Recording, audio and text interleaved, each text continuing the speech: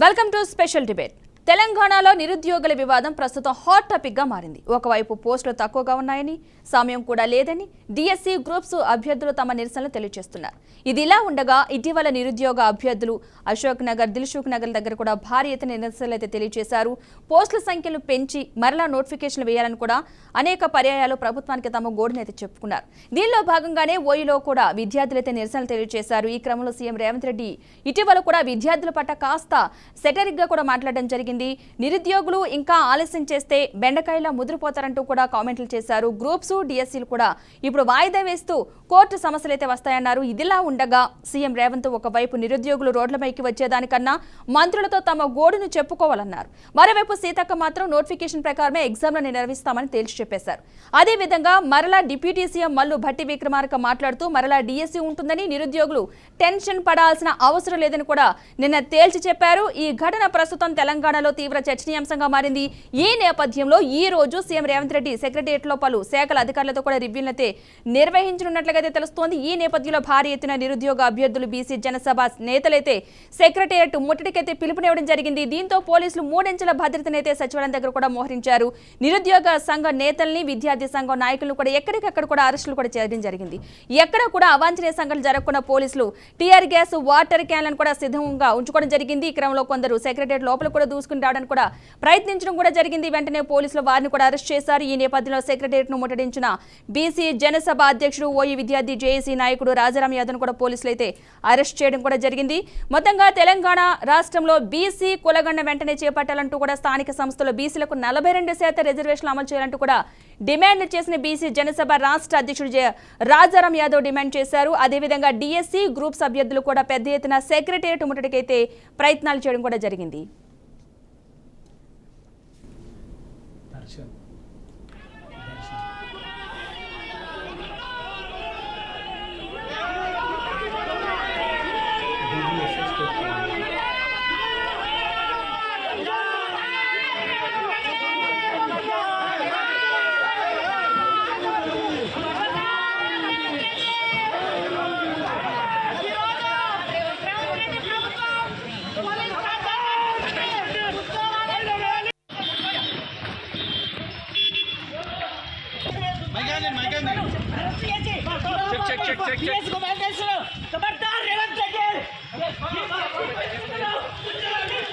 Madam बेटा लोगों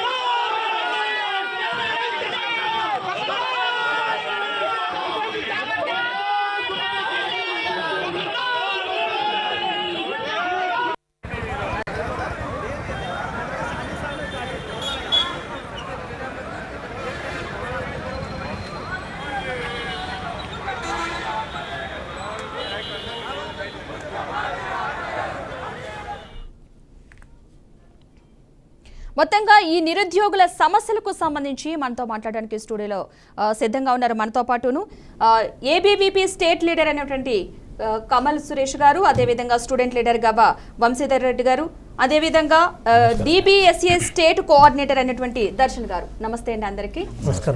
okay, మొదటగా మీరు చెప్పండి కమల్ సురేష్ గారు, ఈ నిరుద్యోగుల సమస్యలకు సంబంధించి ఇవాళైతే చాలా వివాదం నెలకొందని అనుకోవాలి. ఎప్పటి నుంచో కూడా ఆ సమస్యలు ఉన్నాయి కూడా. సో దానికి సంబంధించి ఈ వివాదాలకు సంబంధించి అసలు ఎప్పుడు స్టార్ట్ అయింది, నిరుద్యోగుల సమస్య ఏంటి అసలు ప్రస్తుతానికి అన్నది చెప్పండి.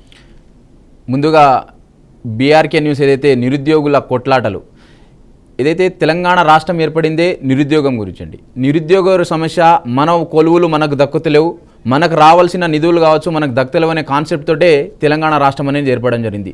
ఈ ఏర్పడ్డ తెలంగాణ రాష్ట్రంలో 10 సంవత్సరాల బీఆర్ఎస్ పాలనలో ఏదైతే నిరుద్యోగులు నిండా ముంచడం జరిగింది, రావాల్సిన ఉద్యోగాలు రాలేవు, పేపర్లని లీకులు అవుతున్నాయి అని రకరకాల నిరుద్యోగులందరూ ఈరోజు ఏదే విధంగా అయితే ధర్నాలు అశోక్ రోడ్లో కావచ్చు, అశోక్ ఆర్టీసీ క్రాస్ రోడ్ కావచ్చు, దిల్సుఖ్ నగర్ కావచ్చు, వివిధ కేంద్రాల్లో ఏ విధంగా అయితే ఉస్మాన్ సిటీలో ఈ విధంగా ఏదైతే ఇక్కడ చదువుతున్న నిరుద్యోగులే విద్యార్థులే ఆ రోజు ప్రభుత్వం రావాల్సిన నోటిఫికేషన్ను నిష్పక్షపాతంగా వ్యవహరించడం లేదు, లీకులు చేస్తుందనే కాన్సెప్ట్ తోటి 10 సంవత్సరాలుగా వేచి చూసి కళ్ళని కాయలు కాసేలాగా వేచి చూడడం జరిగింది. కానీ బీఆర్ఎస్ పాలనలో ఏ ఒక్క నోటిఫికేషన్ కూడా సక్రమంగా ఆ రోజు నిర్వహించిన పరిస్థితి లేదు, మనం చూసాం అందరం కూడా. దానికి తగ్గట్టు ఆ రోజు ప్రతిపక్షంలో ఉన్నట్టు కాంగ్రెస్ పార్టీ ఏదైతే నిరుద్యోగులకు కావాల్సిన మేము మెగా డిఎస్సి ప్రకటించాము, ఏదైతే 25,000 వేకెన్సీ ఉన్నాయో తెలంగాణ రాష్ట్రంలో ఆ వేకెన్సీలన్నీ మేము భర్తీ చేస్తాము.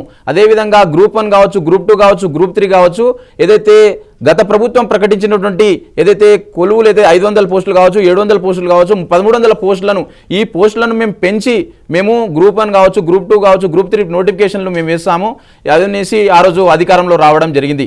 ఆ రోజు రేవంత్ రెడ్డి అన్నారు కదా యూత్ డిక్లరేషన్ అని చెప్పేటండు. ఇదే హైదరాబాద్ కేంద్రంగా రాహుల్ గాంధీని, ప్రియాంక గాంధీని, సోనియా గాంధీని అందరు ఉన్న గాంధీలు అందరినీ తీసుకొని ఈరోజు తెలంగాణ రాష్ట్రంలో మేమందరికీ యూత్ కావచ్చు, నిరుద్యోగులు కావచ్చు, ఎవరు కూడా అధైర్యపడొద్దు, మీకు మేము నిరుద్యోగ వృత్తిని ఇస్తాము. మా ప్రభుత్వం అధికారంలో రాగానే 25,000 టీచర్ పోస్టులను మేము వెంటనే మెగా డిఎస్సిని ప్రకటిస్తామని చెప్పినటువంటి కాంగ్రెస్ ప్రభుత్వం ఈ రేవంత్ రెడ్డి ఈరోజు కేవలం నిరుద్యోగులను నిండా ముంచేటట్టు, నిరుద్యోగులపై సెటైరికల్గా మాట్లాడుతూ నిరుద్యోగులను అవమానపరిచేటట్లుగా మాట్లాడడం జరుగుతుంది. సో మేము ఏబీవీపీగా ఏం డిమాండ్ చేస్తున్నామంటే ఈ రేవంత్ రెడ్డి సర్కారు ఏదైతే మెగా డిఎస్సి అంటే కేవలం బీఆర్ఎస్ ప్రభుత్వం వేసిన పోస్టులకు మీరు 6,000 పోస్టులను కలిపి ఈరోజు 11,000 పోస్టులతోటి మెగా డిఎస్సి కాదు. నాడు బీఆర్ఎస్ ప్రభుత్వంలో 9,000 పైచిలుకు గవర్నమెంట్ పాఠశాలలు, ప్రాథమిక పాఠశాలలు ఈరోజు ఖమ్మం తీసుకోండి, ఆదిలాబాద్ తీసుకోండి, మెదక్ తీసుకోండి, నారాయణఖేడ్ ప్రాంతం కావచ్చు, ఈరోజు అచ్చంపేట ప్రాంతం కావచ్చు, ఈ ప్రాంతాల్లో ప్రాథమిక పాఠశాలలో సరిగా టీచర్లు లేక, ఈరోజు ఏజెన్సీ ప్రాంతాల్లో సరిగా టీచర్స్ లేక ఈరోజు విద్య అనేది సామాన్యుడికి అందని పరిస్థితుల్లో నెలకొని ఉంది తెలంగాణ రాష్ట్రంలో. ఈరోజు విద్యా విషయంలో అన్ని సూచికలు నేషనల్ స్థాయిలో అన్ని సూచనలు చెల్లిస్తున్నాయి. మనము అట్టడుగు స్థాయిలో తెలంగాణ చేరుకుంటుంది. ఈరోజు ప్రాథమిక విద్య ఈరోజు ప్రాథమిక తెలంగాణ రాష్ట్రంలో ఈరోజు క్వశ్చన్ మార్క్గా ఏర్పడింది. సో ఇలాంటి పరిస్థితుల్లో స్కూళ్లను క్లోజ్ చేయడం జరిగింది. కాబట్టి ఈ 9,000 స్కూళ్లను కూడా మేము ప్రారంభిస్తాము. ఈ 9,000 స్కూళ్లలో మేము ప్రారంభించేటప్పుడు 25,000 పోస్టులు కావాలి వీటికి డిఎస్సి పోస్టులు. సో 25,000 పోస్టులను మేము భర్తీ చేస్తాం, మెగా డిఎస్సి ప్రకటిస్తామని రేవంత్ రెడ్డి సర్కారు ఈరోజు అధికారంలో రావడం జరిగింది. ఈరోజు రేవంత్ రెడ్డి ఎందుకు అధికారంలో రావండి, కాంగ్రెస్ పార్టీ ఎందుకు అధికారంలో వచ్చిందంటే మేము మెగా డిఎస్సి ఇస్తాము, మేము గ్రూప్ 1 కావచ్చు, గ్రూప్ 2 కావచ్చు, పోస్టులన్నీ మేము పకడ్బందీగా ఫిల్ చేస్తాము, ఎక్కడ కూడా పేపర్ లీక్ కాదని ఆ రోజు అధికారంలో వచ్చింది కాబట్టి వాళ్ళను అధికారంలోకి ఇచ్చారు నిరుద్యోగులు. ఈరోజు నిరుద్యోగులు విద్యార్థులు ఈరోజు యూనివర్సిటీలో ఉన్నటువంటి మేధావులందరూ ఈరోజు అధికారాన్ని ఇస్తే ఈరోజు రేవంత్ రెడ్డి ఏం మాట్లాడుతున్నారంటే సెటైరికల్గా మాట్లాడుతున్నాడు, ఎప్పుడు కూడా నిరుద్యోగులను అవమానపరిచేటట్టు మాట్లాడుతున్నాడు, దొంగ దీక్షలు చేస్తున్నారని చెప్తున్నారు. మొన్న ఒక మిత్రుడు గాంధీ హాస్పిటల్లో దీక్ష చేస్తే ఆయన గ్రూప్ 1 కావచ్చు ఏ పోస్టుకు అప్లై చేయలేదని మాట్లాడడం జరిగింది. కానీ తీరా చూస్తే ఆ అభ్యర్థి అన్ని రకాల పోస్టులను అప్లై చేయడం జరిగింది. అంటే కేవలం ఆ రోజు బీఆర్ఎస్ ప్రభుత్వం నుండి కేసీఆర్ ఏ విధంగా అహంకార పూరితో మాట్లాడడం జరిగిందో ఈరోజు రేవంత్ రెడ్డి కూడా అలాంటి వ్యాఖ్యలే నిరుద్యోగుల పట్ల చేయడం జరుగుతుంది.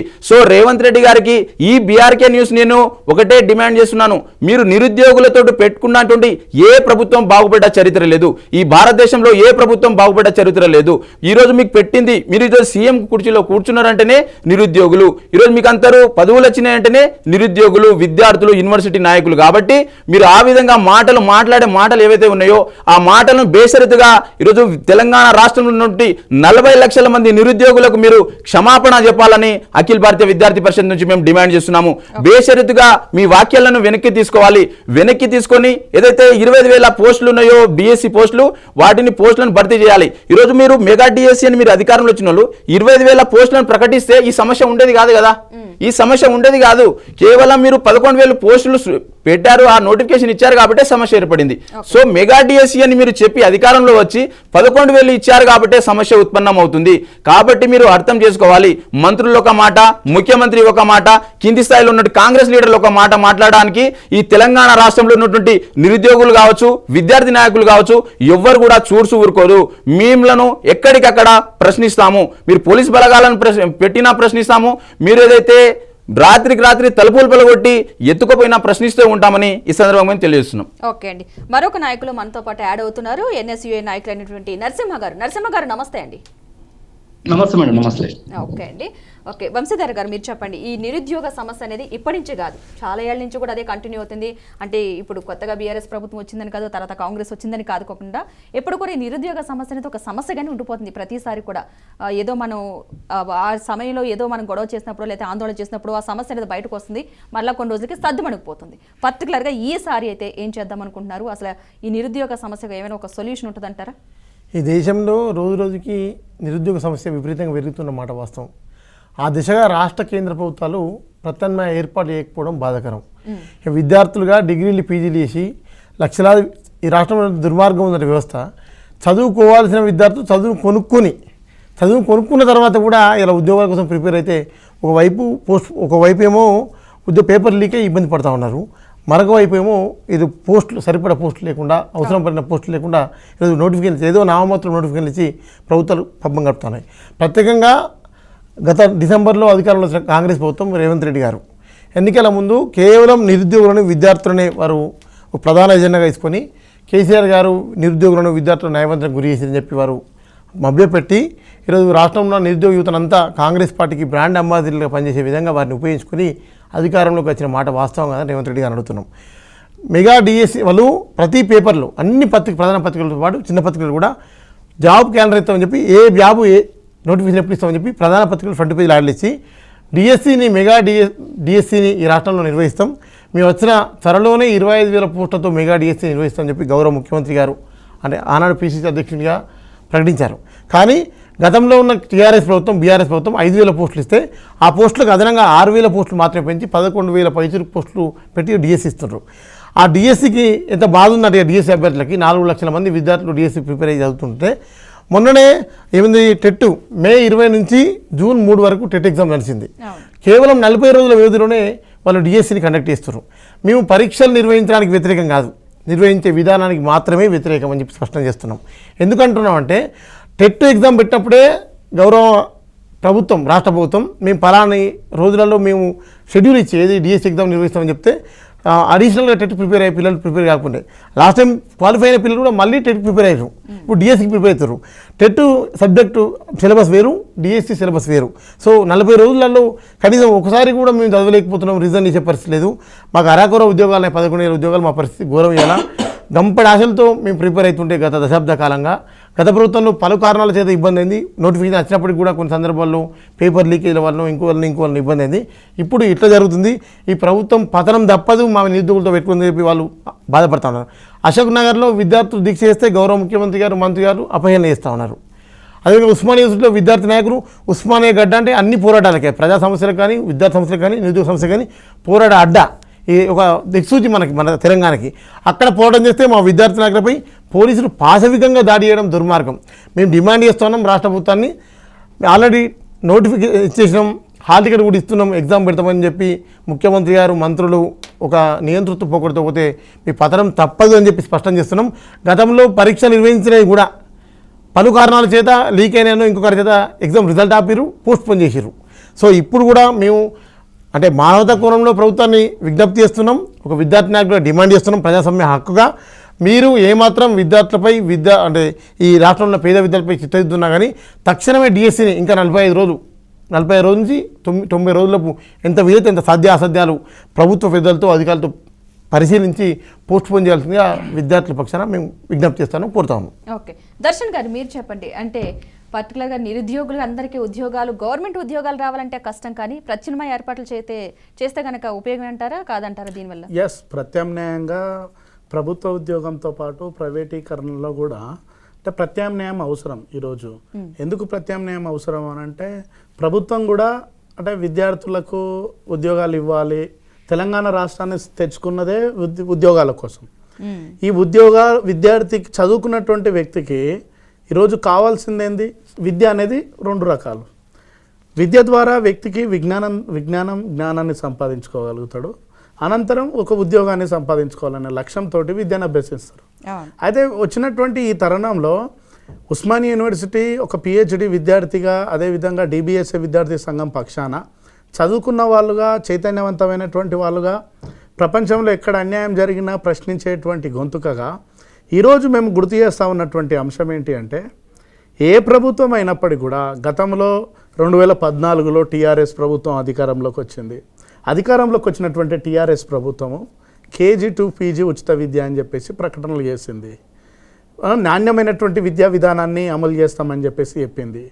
మరి అట్లా చెప్పినటువంటి టీఆర్ఎస్ ప్రభుత్వము ప్రజలకు అనుకూలంగా, విద్యార్థులకు అనుకూలంగా ఉద్యోగాలు ఇవ్వడంలో విఫలమైంది అనేటువంటి క్రమంలో భాగంగా కాంగ్రెస్ ప్రభుత్వం వస్తే విద్యార్థులకు ఉద్యోగాలు వస్తాయి. అదేవిధంగా DSC పోస్టులలో ఎక్కువ ఉద్యోగాలు వస్తాయి. Group 2లో కావచ్చు, Group 1లో కావచ్చు, JL, DL ఈ అన్ని పరీక్షల్లో కూడా ఉద్యోగాలు వస్తాయి, కొత్త తరం రావాలి అనేటువంటి లక్ష్యంతో ఈరోజు కాంగ్రెస్ ప్రభుత్వాన్ని ఎన్నుకున్నారు. మేమేం చెప్తా ఉన్నాము, ఉస్మానియా DBS విద్యార్థి సంఘం పక్షాన మేమేం గుర్తు చేస్తూ ఉన్నామంటే ఈ తెలంగాణ రాష్ట్రంలో మెజారిటీగా SC, ST, BC మైనార్టీ వర్గాలు, బహుజనులు, ఉత్పత్తి కులాలు, శ్రమజీవుల పిల్లలు 180% ఉన్నటువంటి అణగారిన వర్గాల పిల్లలు వాళ్ళకు ప్రభుత్వానికి ఫస్ట్గా తాత్కాలికమైనటువంటి వాటిని అంటే ఒక దీర్ఘకాలికంగా శాశ్వతంగా సొల్యూషన్ చేయాలంటా ఉన్నాం మేడం. ఈ సందర్భంగా BRK న్యూస్ ఛానల్ ద్వారా మేము ఏం గుర్తు చేస్తూ ఉన్నాము, ఈ ప్రభుత్వానికంటే తాత్కాలికమైనటువంటి అంశాలు కాదు, మాకు కావాల్సింది ఏంటంటే ఒక దీర్ఘకాలికంగా ఒక ఎజెండా పెట్టండి. ఇప్పుడు ఈ రేవంత్ రెడ్డి ప్రభుత్వానికి కూడా మేము సూచనలు మాత్రమే ఇస్తూ ఉన్నాము. ఎందుకు సూచనలు ఇస్తూ ఉన్నాము అని అంటే 6 నెలలు అవుతూ ఉన్నది ప్రభుత్వం వచ్చి. ఈ 6 నెలలు అయినటువంటి ఈ సమయంలో ఇంకా 4 సంవత్సరాల ఇంకా 4 నెలల ఉన్నది కాంగ్రెస్ ప్రభుత్వానికి. అంటే మేము ఏం గుర్తు చేస్తూ ఉన్నాం ఈ కాంగ్రెస్ ప్రభుత్వానికి, గౌరవనీయులు తెలంగాణ రాష్ట్ర ముఖ్యమంత్రి రేవంత్ రెడ్డి గారికి హృదయపూర్వకంగా గౌరవప్రదంగా గుర్తు చేస్తూ ఉన్నాం ఏమిటి అంటే, చదువుకున్నటువంటి వాళ్ళుగా ఏదైతే విద్యార్థుల డిమాండ్లను, విద్యార్థుల సమస్యలను పరిగణలోకి తీసుకొని ఒక గ్రీవెన్సీ ద్వారా మీకున్నటువంటి ఇంటెలిజెన్స్ ఒకటి, ఏదైతే పోలీస్ వ్యవస్థలో మీకున్నటువంటి ఇంటెలిజెన్స్ అనేటువంటిది ఒకటి ఉంటుంది కదా, దేనికోసం కొట్లాడుతున్నారు, నిజానికి DSC వాయిదా వేస్తే నిజానికి విద్యార్థులకు ఉపయోగపడుతుందా అనేటువంటి విషయం ఈ సందర్భంగా గుర్తు చేసుకోవాలి. అదేవిధంగా Group 2 వాయిదా అంటా ఉన్నది, విద్యార్థులు 1:100 అంటా ఉన్నారు. ఎందుకు 1:100 అంటా ఉన్నారు, ఎందుకు Group 2 వాయిదా వేయాలంటా ఉన్నారు, ఎందుకు DSC వాయిదా వేయాలి, DSC పోస్టులు పెంచి వాయిదా వేసి తర్వాత పరీక్ష పెట్టాలంటా ఉన్నారు అనేటువంటిది ప్రభుత్వము ఆల్రెడీ ప్రభుత్వానికి నిఘాలు ఉంటాయి, నిఘా వర్గాల ద్వారా సమాచారం తీసుకొని ఉంటుంది, మేము గౌరవిస్తాం. మేమేం చెప్తా ఉన్నాం అనంటే ఇప్పుడు ముఖ్యంగా తెలంగాణ రాష్ట్రంలో ప్రధానమైనటువంటి చర్చ మేము అనుకోలేం మేడం. మేమేమనుకుంటున్నామంటే ఇట్లా తెలంగాణ కొత్త ప్రభుత్వం వచ్చింది, కాంగ్రెస్ ప్రభుత్వం. ఈ వచ్చిన సమయంలో విద్యార్థులకు ఎలాంటి ఉద్యోగాలు కావాలి, ఎన్ని ఉద్యోగాలు ఉండాలి అంటే నిరుద్యోగుల నుంచి వ్యతిరేకత రాకుండా నిజంగా విద్యార్థుల సమస్యలు వింటది అనేటువంటి లక్ష్యం అనేటువంటిది ఉండే. హోప్ ఇప్పటికి కూడా ఉంది. ఏం చెప్తున్నాం అంటే కాంగ్రెస్ ఏం చెప్తా ఉన్నాం అంటే హోప్ ఇప్పటికి కూడా ఉంది. ఈ రేవంత్ రెడ్డి గారికి ఏం చెప్తా ఉన్నామంటే ఇన్ని సమస్యలు జరుగుతూ ఉన్నాయి. DSC ఉన్నది, DSCని వాయిదా ఎందుకు అడుగుతూ ఉన్నారు, టెట్ తర్వాత సమయం తక్కువ ఉన్నది, వీలుంటే కొద్దిగా పెంచండి అని అంటూ ఉన్నారు. కానీ ప్రభుత్వ పెద్దల నుంచి మాకున్నటువంటి సమాచారం ఏంటి అంటే ఒకవేళ DSCకి వాయిదా వేయడం కోసం పోస్ట్పోన్ చేస్తే మెగా DSC కోసం ఒక ఉద్యమం జరగవచ్చు అనేటువంటి అంశంతో కూడా పోస్ట్పోన్ చేయకపోతే బాగుంటుంది అనేటువంటిది అంటూ ఉన్నారు. గౌరవనీయులు భట్టు విక్రమార్క గారు కూడా ఒక మాట అంటూ ఉన్నారు, ఈ పరీక్ష అయిపోయిన తర్వాత మళ్ళీ మేము కొన్ని పోస్టులు వేస్తూ ఉన్నాను అంటూ ఉన్నారు. మేమంటా ఉన్నాం ఏంటంటే ఏం జరిగినా విద్యార్థులకు బెనిఫిట్ జరగాలి మేడం, ఒకటి. రెండోది ఏమంటా ఉన్నామంటే గ్రూప్ టూ కూడా కొద్దిగా పోస్ట్పోన్ చేస్తే తప్పేం లేదు మేడం, Group 2 కొద్దిగా పోస్ట్పోన్ చేస్తే తప్పేం లేదు. అదేవిధంగా Group 1 1:50 పెట్టారు, 1:50 పెట్టారు. విద్యార్థులు ఏం కోరుకుంటా ఉన్నారు అంటే 1:100 కోరుకుంటున్నారు. ఎందుకు 100 కోరుకుంటున్నారంటే ఉద్యోగం ఏమి ఇవ్వట్లేదు కదా, ఉద్యోగం ఏం కాదు, జస్ట్ ప్రిలిమినరీ. 1:100 అనేది జస్ట్ ప్రిలిమినరీగా అని అంటా ఉన్నారు. ఈ వీటిని పరిగణలోకి తీసుకొని నిఘా వర్గాల ద్వారా సమాచారాన్ని సేకరించి గ్రీవెన్సీ మేము చెప్తున్నాం ఏంటంటే ఈ ప్రభుత్వానికి గ్రీవెన్సీ ఇస్తూ ఉన్నాం. ఇది అబ్జర్వ్ చేయండి గౌరవనీయులు రేవంత్ రెడ్డి గారు, ఇక్కడ చర్చ జరుగుతూ ఉన్నది, కొద్దిగా వ్యతిరేకత స్టార్ట్ అవుతూ ఉన్నది. దీన్ని మీకున్నటువంటి శక్తితోటి మీకున్నటువంటి నిఘా వర్గాల నుంచి సమాచారం తీసుకొని దీన్ని ఎట్లా ప్రత్యామ్నాయం చేస్తారు, దీన్ని ఏ విధంగా మీరు విద్యార్థులకు ఒక ప్రెస్ మీట్ పెట్టో, లేదంటే విద్యార్థులు కోరుకుంటున్నారు కదా దీన్ని మళ్ళీ రాజకీయం చేద్దాం అనుకుంటున్నారు వేరే వాళ్ళు. దీన్ని రాజకీయంగా కాకుండా బలి అవుతున్నది ఎవరు, మళ్ళీ విద్యార్థులు బలి అవుతున్నారు. పార్టీల మధ్యలోకి వెళ్ళిపోతా ఉన్నది ఇది పార్టీల మధ్యకి వెళ్ళిపోతా ఉన్నది. ఉంటే టీఆర్ఎస్ లేదంటే బీజేపీ కాంగ్రెస్ పార్టీల మధ్యలో నిరుద్యోగులు బలి అవుతున్నారు. ఇక్కడ పార్టీల మధ్య బహుజనులు బలి అవుతా ఉన్నారు, ఎస్సీ ఎస్టీ బీసీ మైనార్టీ వర్గాలు బలి అవుతా ఉన్నారు. కాబట్టి రాష్ట్ర ప్రభుత్వము ఈ సందర్భంగా స్పందించడం అంటే మేము ఏం కోరుకుంటా ఉన్నాం, ఈ రాష్ట్ర ప్రభుత్వం రేవంత్ రెడ్డి గారికి మేము స్పష్టంగా చెప్తా ఉన్నాం ఏంటంటే మీకున్నటువంటి నిఘా వర్గాల నుంచి మీరు సమాచారం తీసుకోండి. నిజానికి 80% మంది వరకు డిఎస్సి పోస్ట్ పోన్ చేయాలని, ఏదైతే గ్రూప్ 2ను వాయిదా వేయాలని, 1:100 పెట్టాలని కూడా పెద్ద ఎత్తున చర్చ జరుగుతుంది. మేము కూడా అట్లా పరిగణలోకి తీసుకొని విద్యార్థుల గ్రీవెన్స్ని తీసుకొని పెడితేనే ఇంకా 4 సంవత్సరాల 4 నెలలు ఉన్నది ప్రభుత్వానికి, మంచి స్పందన వస్తుంది అనేది మేము చెప్తున్నాం అనమాట మేడం. ఓకేనండి, మన నరసింహ గారిని కూడా తీసుకుందాం. నరసింహ గారు మీరు చెప్పండి, అంటే ప్రభుత్వాలు మారుతున్నా సరే నిరుద్యోగుల సమస్యలు మాత్రం తీరటం లేదు. అంటే ప్రభుత్వం చేంజ్ అయ్యే కొలిది కూడా ఈ ఆందోళనలు నిరుద్యోగుల సమస్యలకు సంబంధించిన ఆందోళనలు అయితే కొనసాగుతూనే ఉంటున్నాయి. అసలు లోపం ఎక్కడుందంటారు దీనికి సంబంధించి? మేడం థ్యాంక్ యూ ఇన్వైట్ చేసినందుకు. అక్కడ ఉన్న ప్యానలిస్ట్ మిత్రులకు అందరికీ కూడా నమస్కారం. అయితే 60 ఏళ్ల పోరాటం అనేది నీళ్లు నిధులు నియామకం కాన్సెప్ట్ ని వచ్చింది. దాంట్లో మెయిన్గా నియామకం అనేది ముఖ్యమైన అంశం. ఎందుకంటే మిత్రుడు చెప్పినట్టు అక్కడ ఇది తెలంగాణ రాష్ట్రంలో 90% పైగా ఉన్నది కింది వర్గాల ప్రజా పిల్లలే. ఆ పిల్లలకు ఆధారం ఆత్మగౌరవం ఓన్లీ ఒక ఉద్యోగం అనే కాన్సెప్ట్లోనే మనం తెలంగాణ ఉద్యోగంలో ఎంతో మంది బలిదానాలు చేసుకుని పోరాడే 2-3 తరాలు ఆగమైంది. ఆ క్రమంలో వచ్చిన తెలంగాణ స్వరాష్ట్రంలో 10 ఏళ్ల పరిపాలన ఏం జరిగింది మనకి ఇక్కడ? కేసీఆర్ ఇలా యూనివర్సిటీలను నిర్లక్ష్యం చేశారు. ఆ రోజు ఉద్యోగ నియామకాలు చేయకుండా ఒకవైపు పేపర్ లీకేజ్ అన్ని రకరకాల జరిగిన క్రమంలో ఈ 10 ఏళ్ల పరిపాలనలో నిర్లక్ష్యం గురైంది ఓరంటే ఇక్కడ ఓన్లీ విద్యార్థులు, నిరుద్యోగులు. వారి తరపున కొట్లాడి ప్రతిపక్షంగా ఉన్న ఎన్నుకోబడిన నాయకుడే ముఖ్యమంత్రి. రోజు ప్రమాణ స్వీకారం రోజు నాడు ఎలిమినేటరీ స్టేడియంస్ వేదికగా గౌరవ ముఖ్యమంత్రి రేవంత్ రెడ్డి గారు చెప్పిన అంశం ఏంటి?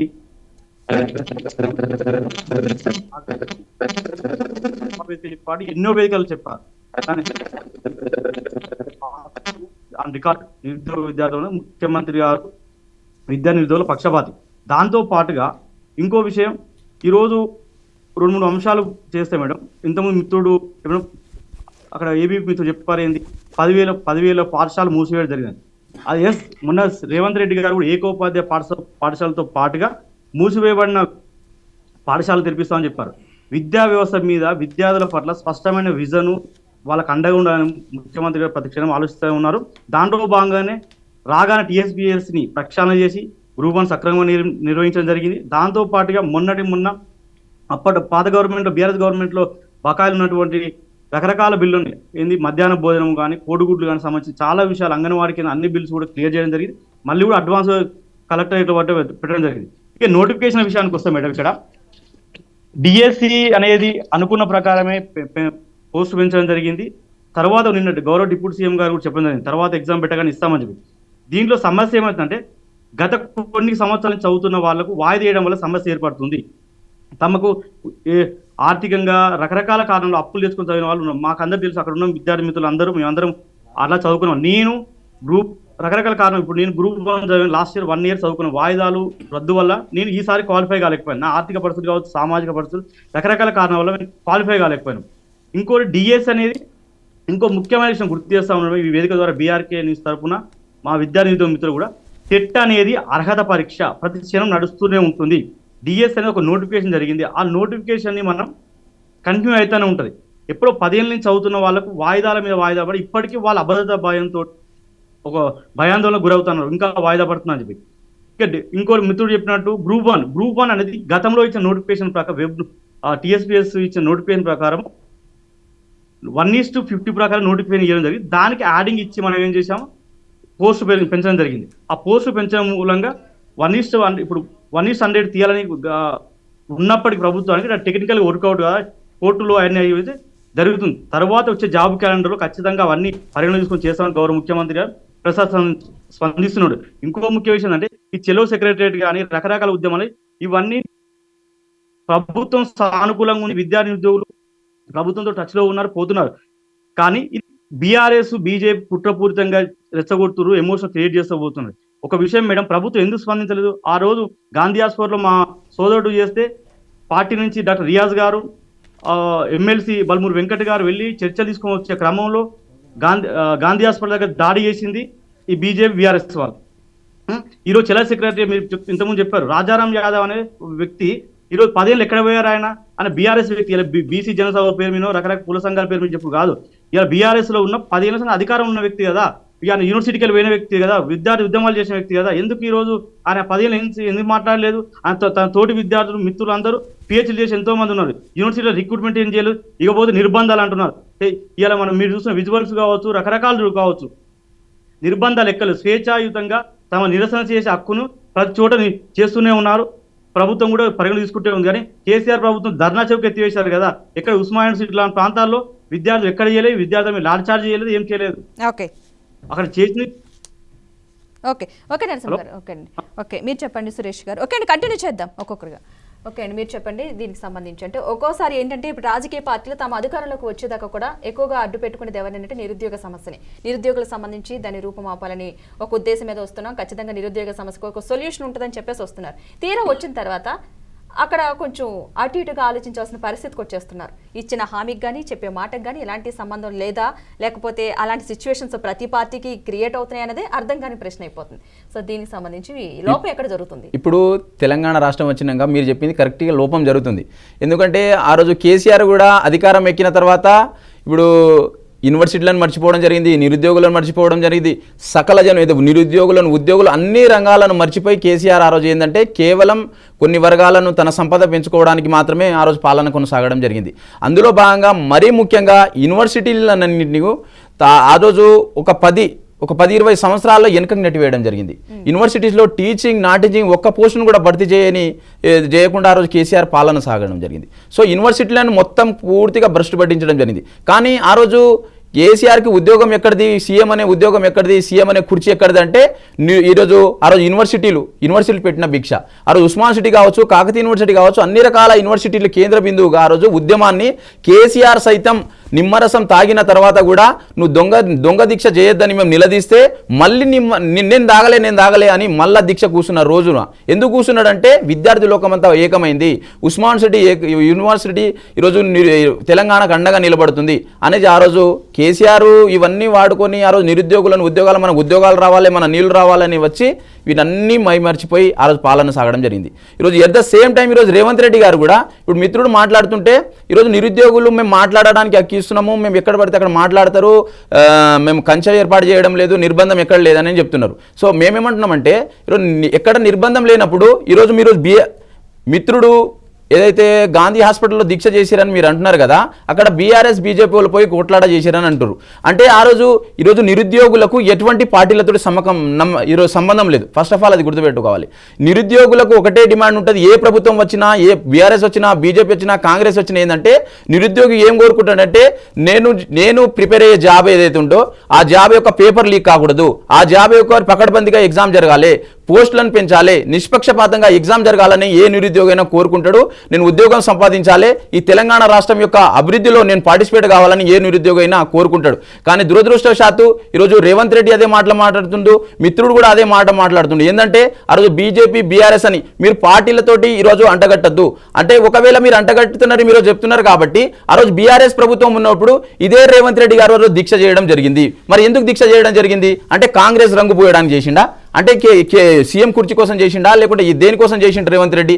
ఇదే రాహుల్ గాంధీని రేవంత్ రెడ్డి గారు పీసీసీ అధ్యక్షుడు ఉన్నప్పుడు ఇదే రాహుల్ గాంధీని ఆ రోజు అశోక్ నగర్ రోడ్లో ఏదైతే మన లైబ్రరీ దగ్గర తీసుకురావడం జరిగింది, యూత్ డిక్లరేషన్ చేపట్టడం జరిగింది. ఎందుకు మళ్ళీ రాహుల్ గాంధీ తీసుకురావాల్సిన అవసరం ఉంది? లైబ్రరీ దగ్గర ఎందుకు రాహుల్ గాంధీ వచ్చాడు అంటే మీరు ఆ రోజు అంటే ఈ విధంగానే ఆ రోజు కూడా బీఆర్ఎస్ ప్రభుత్వం ఉన్నప్పుడు కూడా కాంగ్రెస్ పార్టీ విద్యార్థులను ఉసుగొలుతుంది అనలేదు కదా.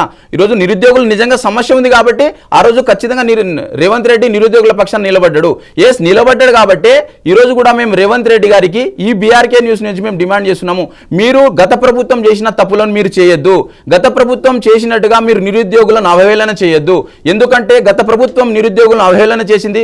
గత ప్రభుత్వం నిరుద్యోగులకు రావాల్సిన ఉద్యోగాలను నిష్పక్షపాతంగా నింపలేదు. టీఎస్పీఎస్సీ కేంద్రంగా ఆ రోజు టీఎస్పీఎస్సీ కేంద్రంగా కూరగాయల మార్కెట్లో బెండకాయలు, బీరకాయలు, పప్పు దినుసులు అమ్ముకున్నట్టుగా ప్రతి పేపర్ను ఆ రోజు అమ్ముకున్నటువంటి చరిత్ర బీఆర్ఎస్ ప్రభుత్వాన్ని. అలాంటి చరిత్ర ఉంది కాబట్టే ఈరోజు రేవంత్ రెడ్డి ఈరోజు ఆ రోజు నిరుద్యోగుల పక్షాన కావచ్చు, ప్రజల పక్షాన నిలబడి ఒక వాయిస్గా నిలబడుతున్నారని ఆ రోజు ఓట్లు వేయడం జరిగింది, మీకు అధికారంలో రావడం జరిగింది. అధికారం వచ్చినాక తర్వాత మీరు కూడా కేసీఆర్ లాగా వ్యవహరించొద్దని మేము ఇక్కడ నుంచి సూచిస్తున్నాము. అదేవిధంగా మీరు నిరుద్యోగులకు ఏ పార్టీతోటి అంటగట్టకండి. నిరుద్యోగులకు కావాల్సింది ఉద్యోగాలు, నిరుద్యోగులకు కావాల్సింది నిష్పక్షపాతంగా ఎగ్జామ్ జరగడం, నిరుద్యోగులకు కావాల్సింది మెగా డిఎస్సి. మీరు ఏదైతే నిరుద్యోగులు అడుగుతున్నది ఏంది, ఈరోజు మెగా డిఎస్సి ఏదైతే 25,000 పోస్టులు ఖాళీగా ఉన్నాయో ఆ పోస్టులను ఇస్తే అందరికీ అవకాశం వస్తుండే కదా. ఈరోజు తెలంగాణ రాష్ట్రంలో నుండి మారుమూల ప్రాంతాల్లో కూడా విద్య అనేది అభివృద్ధి చెందుతుండే కదా అనేసి ఆ రోజు రేవంత్ రెడ్డి గారే అన్నారు. ఏకోపాధ్యాయ పోస్టులను స్కూళ్ళను కావచ్చు, మూతపడ్డ స్కూళ్ళను కూడా మేము తెరిపిస్తామని చెప్పడం జరిగింది. కాబట్టి మేమేంటంటే నిరుద్యోగులకు ఎటువంటి రాజకీయ రంగు పులుమద్దు. రేవంత్ రెడ్డి గారు మీరు ఈరోజు సెటైరికల్గా మానడం ఆపేయాలి. ఈరోజు నిరుద్యోగులకు బేషరతుగా క్షమాపణ చెప్పాలని కూడా మేము ఈ సందర్భంగా డిమాండ్ చేస్తున్నాం. వంశీ గారు మీరు చెప్పండి, మీరు ఇప్పుడు అంటున్నారు కదా దీనికి సంబంధించి 25 పోస్టులు ఉన్నాయి కదా, దానికి ఇస్తానని చెప్పారు అప్పట్లో అని చెప్పేసి అని. అంటే అందరికీ నిరుద్యోగ సమస్యను తీర్చడం అనేది సాధ్యం కాని ప్రశ్నే, ఎందుకంటే ఒక్కొక్క స్టెప్గా వెళ్ళాలి. కాబట్టి ఇప్పుడు మేము వచ్చి ఇప్పుడు అధికారంలోకి వచ్చి ఓన్లీ 7 నెలలు మాత్రమే అయ్యింది కాబట్టి ఇప్పుడు ఒక్కో ఇయర్కి కొంచెం పెంచుకుంటూ వెళ్తామని అంటున్నారు. మరి అలా సాధ్యం కాదంటారా? వాళ్ళు చెప్పే వ్యాఖ్యలకి మీరు ఏకీభవించరా దానితో? ఇప్పుడు ఒక విషయంలో రేవంత్ రెడ్డి గారిని, కాంగ్రెస్ ప్రభుత్వాన్ని మనం సమర్థిస్తాం. ఏది ఒక రోజులోనే అద్భుతం జరిగేది, లక్షలాది ఉద్యోగాలు ఇవ్వడం సాధ్యం కాదు ఏ ప్రభుత్వానికి కూడా ఆ విషయం. కానీ మీరు చేసే విధానమే కరెక్ట్ లేదని చెప్పి మేము భావిస్తున్నాం. ఇప్పుడు మీరు న్యాయమైన కోరిక ఏమని ఉద్యోగాలు పెంచండి రా బాబు అని అడుగుతుర్రు నిరుద్యోగులు. రెండవది పోస్ట్ పోన్ చేయమని అడుగుతుర్రు. ఇవి ప్రజాస్వామ్యయుతంగా రాజ్యాంగబద్ధంగా పోరాటాలు చేస్తే వాళ్ళ పాశవిక దాడులు, పోలీసులతో దాడులు చేసి కేసులు పెట్టించి గౌరవ ముఖ్యమంత్రి గారు ముఖ్యమంత్రి స్థాయిని మరిచి వారు ఒక కాంగ్రెస్ పార్టీ కార్యకర్తలాగా వ్యవహరించి అది పెయిడ్ ఆర్టిస్టులు ఎత్తురు, బీర్ బాటిల్ బిర్యానీ ఎత్తారు ఉస్మానియా యూనివర్సిటీ ఆశకున్నాలని చెప్పి ఇలా విద్యార్థి సమాజాన్ని, నిరుద్యోగ సమాజాన్ని అపహేళన చేసే విధంగా మాట్లాడడం చాలా బాధాకరం. యావత్ తెలంగాణ విద్యార్థి లోకానికి, యువజన లోకానికి, నిరుద్యోగ లోకానికి బహిరంగంగా గౌరవ ముఖ్యమంత్రి గారు బహిరంగ లేఖ రాసి క్షోభన చెప్పాలనేసిగా మేము డిమాండ్ చేస్తున్నాం. మీరు ఈ ఉద్యోగాలు ఇప్పుడు కొన్ని ఇస్తారు. సో మేమేమి డిమాండ్ ఇస్తున్నాం అంటే 2 లక్షల ఖాళీలు అని చెప్పి మీరు ఫస్ట్ చెప్పారు. ఆ 2 లక్షల ఖాళీలు ఏ శాఖలో ఖాళీలు ఉన్నాయో మొదటగా మీరు గుర్తించి రేపే ఒక శ్వేతపత్రం ఇవ్వండి. ఈ శాఖలో ఈ ఖాళీలు ఉన్నాయి, ఇవి ఈ సంవత్సరం నెక్స్ట్ 2026లో చేస్తాం, 27 మీరు 2023 డిసెంబర్ 3 నుంచి 2028 వరకు మీరు ఈ రాష్ట్రానికి ముఖ్యమంత్రి, మీ పార్టీ అధికారంలో ఉంటుంది. సో మీరు ఒక శ్వేతపత్రం విడుదల చేసి 2 లక్షల ఖాళీలు ఈ రాష్ట్రంలో ఉద్యోగ ఖాళీలు అని చెప్పి మేము ఈ సంవత్సరం ఇన్ని ఉద్యోగాలు భర్తీ చేస్తామని చెప్పి విద్యార్థులకు, నిరుద్యోగులకు ఎందుకు మీ ప్రభుత్వం భరోసా ఇవ్వలేకపోతుందని మేము అడుగుతున్నాం. వెంకట్ గారు మా మిత్రుడు, ఆత్మీయ మిత్రుడు, మాలాగానే విద్యార్థి సంఘాలు పనిచేసిండు. సోదరుడు ఎన్ఎస్సీ రాష్ట్ర అధ్యక్షుడిగా పనిచేసి ఎమ్మెల్సీ అయిన సంతోషపడడం సోదర విద్యార్థి నాయకుడు అని చెప్పి వారు మాట్లాడుతున్నప్పుడు ఏం చెప్తున్నారంటే ఒక కోణంలో అన్న ప్రభుత్వానికి టెక్నికల్గా ఈ సమస్య అని చెప్పి అంటారు. కానీ ప్రభుత్వ ప్రతినిధిగా ఒక ఎమ్మెల్సీగా వెంకట్ గారు ప్రభుత్వ పెద్దలు ఆలోచిస్తున్నప్పుడు కానీ మానవతా కోణంలో విద్యార్థులుగా, విద్యార్థి నాయకులుగా ఎందుకు ఆలోచించలేకపోతుంది ప్రభుత్వం అనేది. విద్యార్థి నాయకుల నుంచి ఆటోమేటిక్గా పొలిటీషియన్ గా మారేసరికి మారిపోయారంటారా? వెంకట్ మా ఫ్రెండ్, మా మిత్రుడు, వెంకట్ ఎమ్మెల్సీ కావడం సంతోషం. మా అంతకుముందు కూడా గత ప్రభుత్వంలో బాలకృష్ణ గారు, కిషోర్ గారు, చాలామంది విద్యార్థి నాయకులు ఎమ్మెల్యేలు అయ్యారు, ఎంపీలు అయ్యారు, విధంగా కార్పొరేషన్ చైర్మన్ అయ్యారు. సో వచ్చే ప్రభుత్వంలో కూడా కొందరు విద్యార్థి నాయకులు యంగ్స్టర్స్ అవసరం ఈ రాష్ట్రానికి, ఈ పాలిటిక్స్లో. కానీ వారి ఆలోచన విధానమే ఒకసారి పవర్ రాగానే ఆలోచన విధానం మారడం బాధాకరం. గౌరవ కోదండరామ్ గారు, ఆకునూరి మురళి గారు, వీరందరూ కూడా సమాజం మీద సామాజిక స్పృహ ఉన్న వ్యక్తులు. వీరు ప్రభుత్వాన్ని ఎందుకు నిలదీయలేకపోతున్నారు, ప్రభుత్వాన్ని ఎందుకు ప్రశ్నించలేకపోతున్నారు అనేది మా ఆవేదన. మాత్రం మేము కోదండరామ్ గారినో మురళి గారినో కామెంట్ చేయడం లేదు, వారిని మేము అప్పీల్ చేస్తున్నాం. గౌరవం కోదండరామ్ గారు తెలంగాణ ఉద్యమం నడపడంలో కీలక పాత్ర వహించిన మీరు, మురళి గారు సామాజిక స్పృహ ఉన్న మీరు ఎందుకు ఈ ప్రభుత్వాన్ని అప్పీల్ చేయలేకపోతున్నారు? కొన్ని సామాజిక మాధ్యమాల్లో మాట్లాడే మిత్రులందరూ కూడా మేము రిక్వెస్ట్ చేస్తున్నాం, మీరు మానవతా కోణంలో ఆలోచించి డిఎస్సి ఎగ్జామ్ అనే సమస్య మేడం ప్రాక్టికల్ ఆలోచిస్తే, సో చదువుకోవడం ఇదంతా పక్కకు పెడితే చాలామంది గృహిణులు అంటే పెళ్ళైన ఆడబిడ్డలు 30 years, 40 years, 50 years, 45 years age ఉన్న ఆడబిడ్డలు ఉద్యోగం ప్రిపేర్ అవుతారు. వాళ్ళు కుటుంబ సంసారాన్ని సాగదీయాలి, ఇటు ఉద్యోగం చేయాలి, టీచర్ కావాలి, 10 మందికి 100 మందికి మేము సమాజానికి అధ్యాయాలనే సంకల్పంతో ప్రిపేర్ అవుతున్న ఆడబిడ్డలు వారు ప్రాక్టికల్గా అనేక సమస్యలు మా కాన్స్టిట్యూన్సీ ఉత్సవం తిరుగుతుంటే ఇంత ఇబ్బంది అన్న, ఈ సమస్య ఉందన్న, మేము లాస్ట్ టైం మేము టెట్ క్వాలిఫై అయినామన్నా, మేము మొన్ననే క్వాలిఫై అయినామన్నా, ఈ 30 రోజుల్లో డిఎస్ ఎట్లా ప్రిపేర్ అవుతామన్నా, ఎప్పటి నుంచో వరలేదన్నా, దయచేసి మీరు పోస్ట్పోన్ చేయడానికి ప్రయత్నం చేయండి అని చెప్పి అలా ప్రాధాన్యపడతాను. మేము ప్రభుత్వాన్ని మరొకసారి అప్పీల్ చేస్తూ ఉన్నాం, మేము విజ్ఞప్తి చేస్తూ ఉన్నాం. మానవీయ కోణంలో ఆలోచించి ఈ కనీసం సాధ్య అసాధ్యాల అధికారులతో పరిశీలించి కనీసం 45 రోజులన్న 45 రోజులు తగ్గకుండా మీరు పోస్ట్పోన్ చేయాలని కోరుతున్నాం. ఒకవేళ మీకు అవకాశం ఉంటే 25,000 పోస్టుతో మెగా డిఎస్సి మీరు ఏర్పాటు చేసి ఒక 90 రోజులు సమయం ఇచ్చి మీరు నోటిఫికేషన్ ఇవ్వాలని చెప్పి విజ్ఞప్తి చేస్తాను. ఓకే దర్శన్ గారు, మీరు చెప్పండి, ఒక డిఎస్సి, ఒక గ్రూప్ 1, గ్రూప్ 2కి సంబంధించి నోటిఫికేషన్ ఇస్తేనే సరిపోతుంది? అసలు ఆ నిరుద్యోగులు ఎంతమంది ఉన్నారు అసలు చెప్పుకోవడానికి? ఎందుకంటే విద్యార్థులు ఎలా పెరుగుతున్నారో నిరుద్యోగులు కూడా అంతే సంఖ్యలో పెరుగుతున్నారు. ఇది లాస్ట్కి ఎలా అయిపోతుందంటే ఈ క్వశ్చన్ చదివి ఏం చేయాలి, చదువుకుని ఏం చేయాలన్న క్వశ్చన్ మార్క్ కింద తయారైపోయింది కాబట్టి సో దీనికి సంబంధించి చెప్పండి. ఎస్ మేడం, అయితే మేము ఏమంటా ఉన్నామంటే తెలంగాణలో ఉన్నటువంటి యావత్తు లక్షలాది మంది నిరుద్యోగ విద్యార్థులకు ఒక పిహెచ్డి రీసెర్చ్ స్కాలర్స్గా ఉస్మానియా యూనివర్సిటీ విద్యార్థులుగా గుర్తు చేస్తూ ఉన్నాను. ఏంటంటే చదువుకున్నటువంటి వ్యక్తులు ఎవరు కూడా డిఫెన్స్గా ఉండొద్దు, ఎఫెన్స్గా ఉండాలి. ఇప్పుడు డిగ్రీలు, పీజీలు, పిహెచ్డీలు చేస్తూ ఉన్నటువంటి విద్యార్థులను అంటే చదువుకుంటే ఏం రాదు, ఉద్యోగం రాదు అనేటువంటి మోరల్స్ వాల్యూస్ తోటి దెబ్బతీసేటువంటి ప్రయత్నము అంటే ఇండైరెక్ట్గా ఎక్కడంటే ఉపాధి లేక. విద్య యొక్క ఉద్దేశం ఏంది? విజ్ఞానం, తర్వాత ఉపాధి మేడం, ఉద్యోగం. ఈ ఉద్యోగము ప్రభుత్వం కల్పించలేనప్పుడు అంటే చదువుకుంటే ఉద్యోగాలు రాదు అనేటువంటి ఒక రాంగ్ మెసేజ్ ఎవరు విద్యార్థుల ద్వారా వెళ్ళట్లేదు.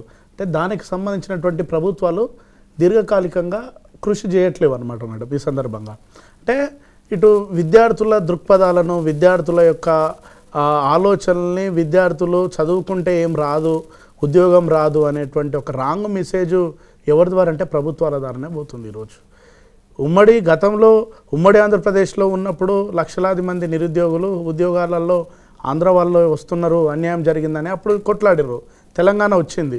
మరి వచ్చిన తెలంగాణలో ఎందుకు ఇంత నిరుద్యోగత అయ్యింది?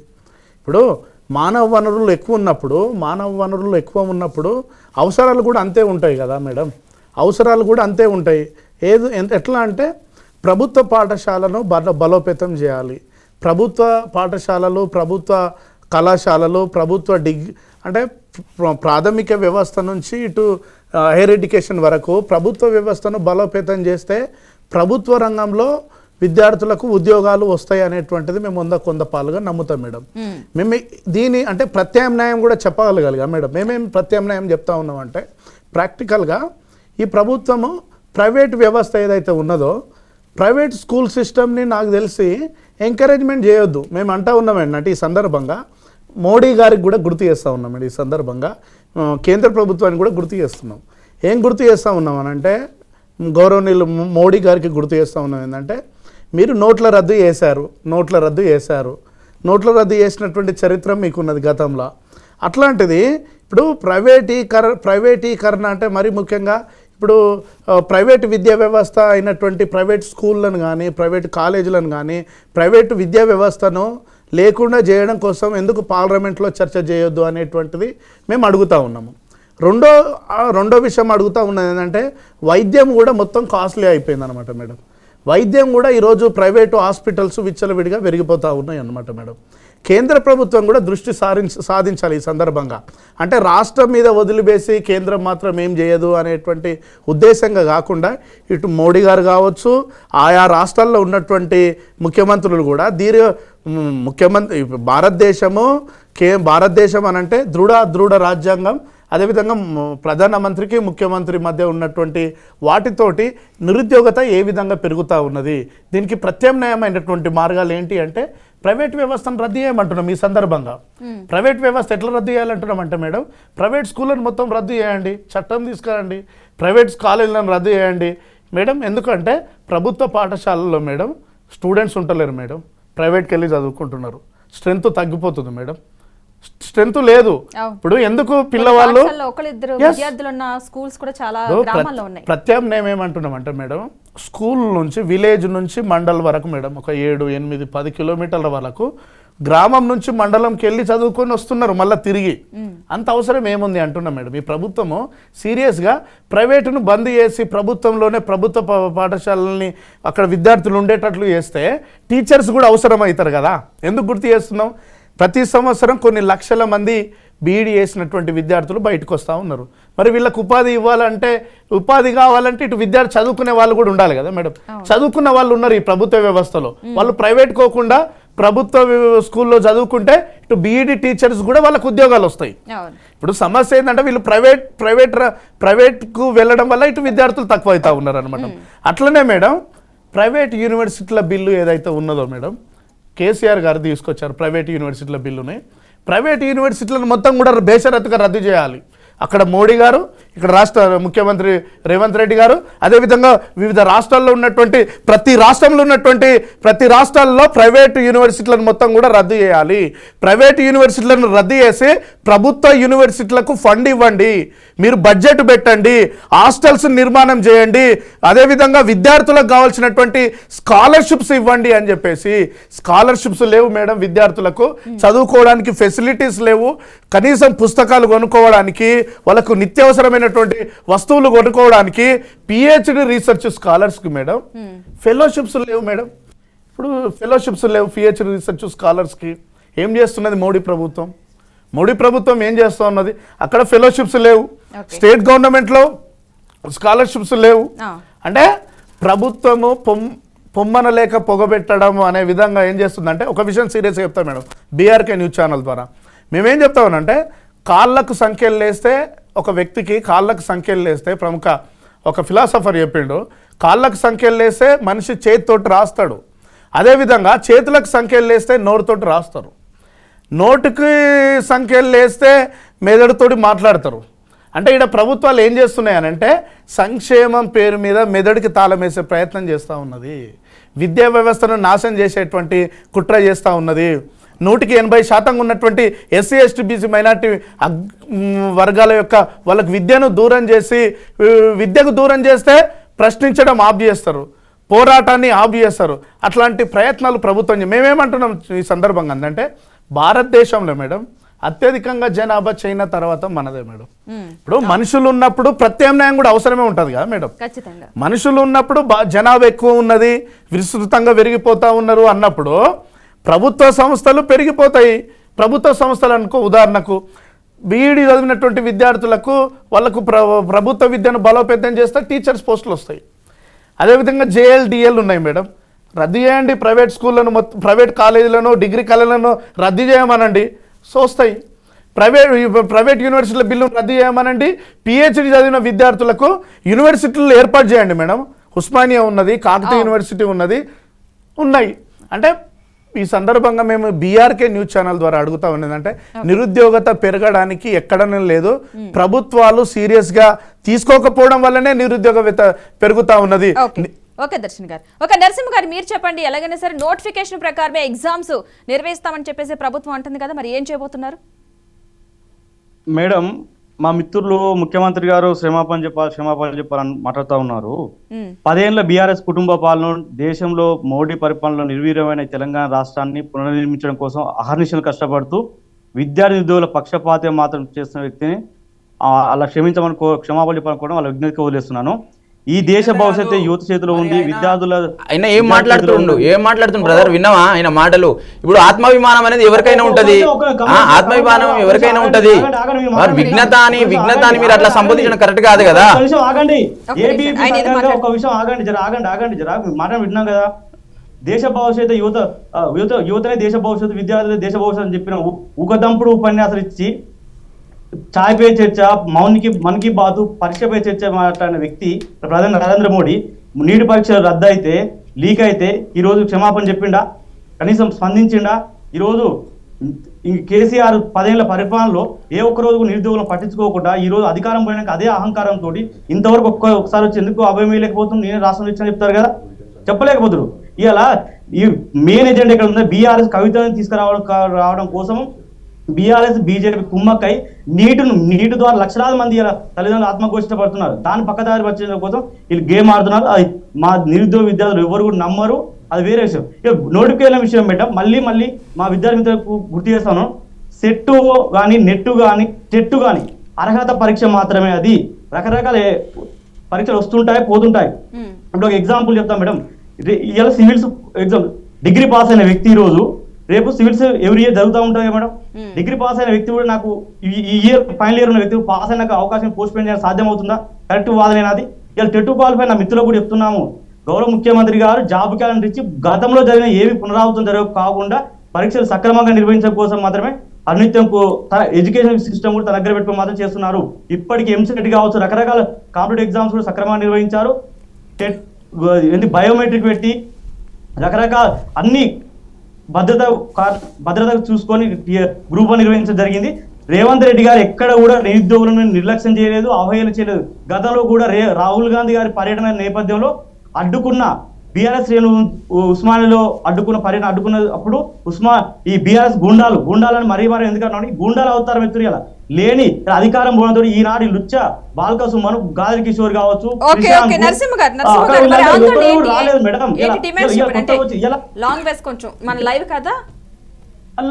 మేడం వాళ్ళ ఫస్ట్ వాళ్ళు విద్యార్థి సంఘాలకి నాయకులు అన్నప్పుడు మనం విద్యార్థులకు ఒక ఆదర్శంగా నిలబడాలి. కొన్ని వర్డ్స్ వద్దు మనకి. ఓకే, మేము విజ్ఞతతో మారుతున్నాం మేడం. ఇక్కడ ఏమైతే తప్పుదో పట్టిస్తున్నారు ఎమోషన్. ఆనాడు తెలంగాణ ఉద్యమంలో ఎలాగైతే మాట్లాడి విద్యార్థులు రెచ్చగొట్టి ఆత్మహత్యలు ప్రేరేపించి రాజకీయం చేసిరో ఈ 10 ఏళ్ల కాలంలో ఏ రోజు యూనివర్సిటీలకు రాలేదు, విద్యా వ్యవస్థను పట్టుకోలేదు. ప్రవళిక లాంటి ఆత్మహత్య, బోడో సునీల్ లాంటి పిల్లగాడు చనిపోతే వీళ్ళు ఏమన్నారు మేడం? ప్రవళిక ఒక ఆడపిల్ల బతుకమ్మ పండుగ రోజు చనిపోతే ఆమెకు వేరే ప్రేమ వ్యవహారం రకరకాల అంటగట్టారు కదా వీళ్ళు. ఇక్కడ రేవంత్ రెడ్డి గారు రాజకీయం చేయట్లేదు, ఏం చేయలేదు. గత ప్రభుత్వం జరిగిన వైఫల్యం కాకూడదని చెప్పి చాలా పకడ్బందీ ఏర్పాటు చేస్తా ఉన్నారు. దయచేసి మీరు అందరూ కూడా అబ్జర్వ్ చేయాలని చూస్తా ఉన్నారు. రాజకీయం చేసే పనులు కాదు, మనందరూ నిరుద్యోగులమే విద్యార్థులమే. ఎవరు కూడా ఉన్న ఆసాంలం కాదు, భూసాంలంగా పిల్లలు కాదు, అక్కడ ఉన్న మిత్రులైన మేమందరం ఒకటే. కాబట్టి దయచేసి ఎవరు కూడా వాస్తవాలు చెప్పే ప్రయత్నం చేద్దాం. ఏదైతే మిత్రుడు అన్నట్టు నీట్ సమస్య మీద స్పందించలేరంటుండు. ఏదైతే నీట్ సమస్యను మొట్టమొదటగా తీసిందే అఖిల భారతీయ విద్యార్థి పరిషత్. నీట్ మీద సిబిఐ విచారణ చెప్పించాలని చెప్పింది ఏబీవీపీ. ఇంకోటి మిత్రుడికి ఏంటంటే మేడం, ఏబీవీపీకి బీజేపీకి తేడా తెలియదు. ఏబీవీపీ యొక్క లైన్ బీజేపీ యొక్క లైన్ క్లియర్ కట్ గా ఉంటది. మాకు బీజేపీకి ఎక్కడ పొంతన లేదు. నంబర్ 1. నంబర్ 2, ఇంకోటి మీరు ఎవరిని క్షమాపణ చెప్పాలని చెప్తున్నారని. ఏ ముఖ్యమంత్రి అయినా సరే ఎవరైనా సరే ఆత్మాభిమానాన్ని దెబ్బతీయద్దు. నిరుద్యోగుల ఆత్మాభిమానాన్ని దెబ్బతీస్తే కేసీఆర్ కు పట్టిన గట్టే కాంగ్రెస్ పార్టీకి పడుతుంది. నిరుద్యోగుల ఆత్మాభిమానాన్ని దెబ్బతీస్తే రేవంత్ రెడ్డికి పడుతుంది. ఇంకోటి, ఈ తెలంగాణ రాష్ట్రంలో మీరు ఆత్మాభిమానాలను దెబ్బతీయడం, నిరుద్యోగులను కించపరచడం ఆపేసి ఏదైతే జాబ్ క్యాలెండర్ ను రిలీజ్ చేయాలి. గ్రూప్ 1, గ్రూప్ 2, గ్రూప్ 3 పోస్టులను పెంచి అధికారంలో వస్తామని మీరు ఈరోజు ఎందుకు పెంచడం లేదు? మెగా డిఎస్సీ ఎందుకు కండక్ట్ చేయడం లేదు? కానీ వీటిపైన చర్చ జరపాలి. కానీ నిరుద్యోగులకు రాజకీయ రంగును పులియడం, మీకు లైన్లు తెలియకపోవడం, మీ విఘ్నతకు మేము వదిలేస్తున్నాం. చిన్న ప్రభుత్వానికి చివరికి ఒక విజ్ఞప్తి ఏంటంటే, మానవతా కోణంలో డిఎస్సి పోస్ట్ పోన్ చేయాలని ఒక విజ్ఞప్తి. రెండవది, డిఎస్సికి గ్రూప్స్కి కేవలం 6 రోజులు మాత్రమే గ్యాప్ ఉంది కూడా చాలా ఇది టెక్నికల్ సమస్య ఉంది. ఇంకొకటి, మహిళలకి గ్రూప్స్ 1 ఎగ్జామ్లో పోస్టులు తగ్గినాయి. గత ప్రభుత్వంలో 225 పోస్టులు ఇస్తే ఈ ప్రభుత్వం 109 పోస్టులు ఇస్తాయి. వీటన్నిటిని ఒకసారి ఆలోచించి విద్యార్థులకి న్యాయం చేసే విధంగా ఈ ప్రభుత్వం ఆలోచన ఉండాలి, రేవంత్ రెడ్డి గారి ఆలోచన ఉండాలి విజ్ఞప్తి చేస్తున్నాం. మేము ఈ సందర్భంగా బీఆర్కే న్యూస్ ఛానల్ ద్వారా చెప్తా ఉన్నాం ఏంటంటే, ముమ్మాటికి డిఎస్సిని వాయిదా వేస్తేనే బాగుంటుంది అని చెప్పేసి కూడా మేము అడుగుతా ఉన్నాము. రెండవది ఏంటంటే గ్రూప్ 2ను కూడా వాయిదా వేయాలి. మూడవది 1:100ని పునరాలోచనలు చేయాలి అని చెప్పేసి బీఆర్కే ఛానల్ ద్వారా అడుగుతా ఉన్నాము. ఇంతకుముందుకు మిత్రుడు మాట్లాడినట్టు ఏంటి అంటే, గౌరవప్రదంగా మేము గుర్తు చేస్తూ ఉన్నాం ఏంటంటే, మోడీ గారు కూడా నీటు విషయంలో స్పందిస్తే బాగుంటుండే. ఎందుకంటే బయటికి రాలేకపోవడం దేశ ప్రజలందరూ కూడా ఆలోచించారు బయటకు వస్తారని, కానీ బయటికి రాకపోవడం మేడం కొద్దిగా బాధ కలిగింది. యావత్ కోట్లాది మంది భారతీయులు కూడా నీటి విషయంలో స్పందించకపోవడం కూడా బాధ కలిగించింది.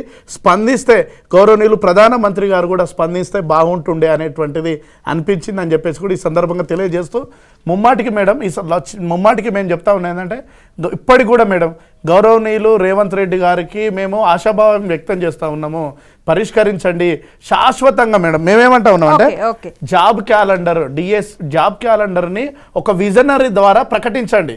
ఈ 4.5 ఏళ్ళు ఇప్పుడు నెక్స్ట్ ఉన్నది కదా, ప్రతి సంవత్సరం ఇన్ని ఉద్యోగాలు ఉన్నాయి, ప్రతి సంవత్సరం ఇన్ని ఉద్యోగాలని మీరు ప్రకటించడం ద్వారా ఏమవుతుందంటే నెక్స్ట్ టర్మ్లో పోస్ట్పోన్ చేయడానికి అవకాశం ఉండదు ఇక. ఎందుకంటే ఒక శ్వేతపత్రాన్ని రిలీజ్ చేసి ఇగో ఈ సంవత్సరం 2025 ఇన్ని సంవత్సరాలు, 26 ఇన్ని ఉద్యోగాలు, 27 ఇన్ని ఉద్యోగాలు, డిఎస్సి గ్రూప్ 1 గ్రూప్ 2 గ్రూప్ 3 అంటే ఇక ఈ చర్చ ఉండదు కదా, క్లియర్ గా ప్రకటించండి అని మనం చెప్తున్నాం. చర్చలో పాల్గొనేందుకు సురేష్ గారు, అదేవిధంగా వంశీధర్ రెడ్డి గారు, నరసింహ గారు, అదేవిధంగా దర్శన్ గారు, మీ అందరికీ థ్యాంక్ యూ సో మచ్ అండి. మొత్తంగా అయితే ఈ తెలంగాణ నిరుద్యోగ సమస్యలకు సంబంధించి విద్యార్థి సంఘ నాయకులు చెప్పే ఒకే ఒక వర్డ్, జాబ్ క్యాలెండర్ రిలీజ్ చేయండి. అదేవిధంగా డిఎస్సి పోస్ట్కి సంబంధించి కొంచెం 25,000 వరకు కూడా పెంచితే బాగుంటుంది. అదేవిధంగా ఎగ్జామ్కి సంబంధించి కొంచెం టైం ఇస్తే కూడా బాగుంటుంది, వాళ్ళు ప్రిపేర్ అవడానికంటూ కూడా కొన్ని డిమాండ్స్ అయితే పెడుతున్నారు. సరే చూడాలి తెలంగాణ ప్రభుత్వం ఎలాంటి డెసిషన్ తీసుకుంటుందో త్వరలోనే. ఇది వాళ్ళ special debate. Keep watching BRK news Telugu సత్తా.